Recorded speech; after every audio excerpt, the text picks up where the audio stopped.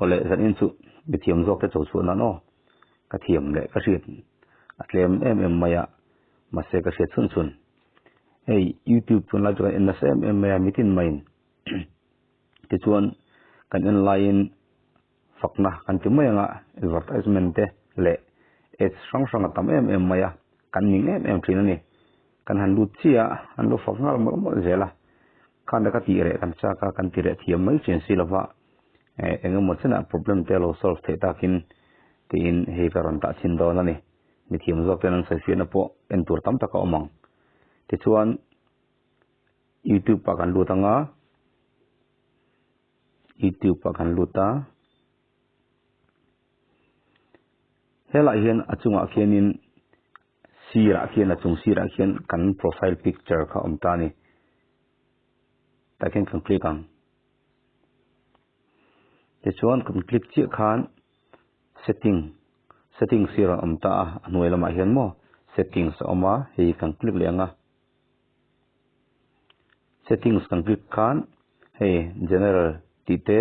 data saving tite autoplay te inject thachal chara het and history and privacy ti khomta ni chu kan click le lo na ni history and privacy ti chuan khami kan click che kan heron lang le ta anoi lam tanga sira pathum na hi manage all activity hi kan click le do na ni manage all activity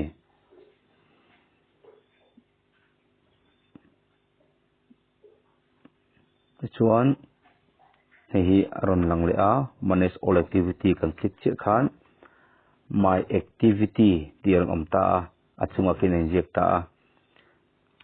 my activity tia em ma chia khianin in phone a chuan 3 line lang karinga ka phone a hena lang thei that lawa ma se em ma chi khi ka click don thawani kan click ange 3 line ka click mai tur ti chuan kan click chuan he long le ta activity control here on omta ni activity control hi kan click le chinang activity control ti chuan kan down char charanga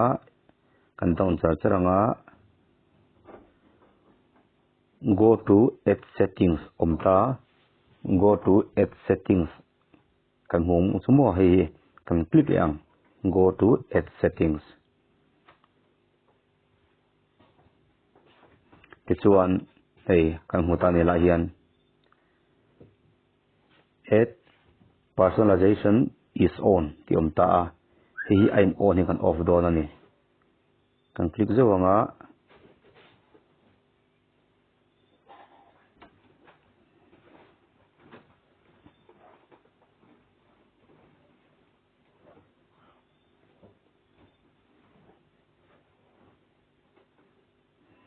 hi on hi kan off don ta ni add personalization is on hi off ang heta hian keep on tile turn off amanga turn off kan click don ani ti chuan kan back chok to mai anga takon off ani ta ti chuan YouTube channel kan en na ads om thin te kha tam tak om thin kha chu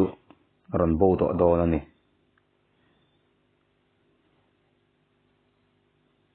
te khan ke po ko omrang thin khan ya na chuan om ton me dawani kha thin khatena kan problem te za vai chuna solve zo lovanga enga machana alo solve takin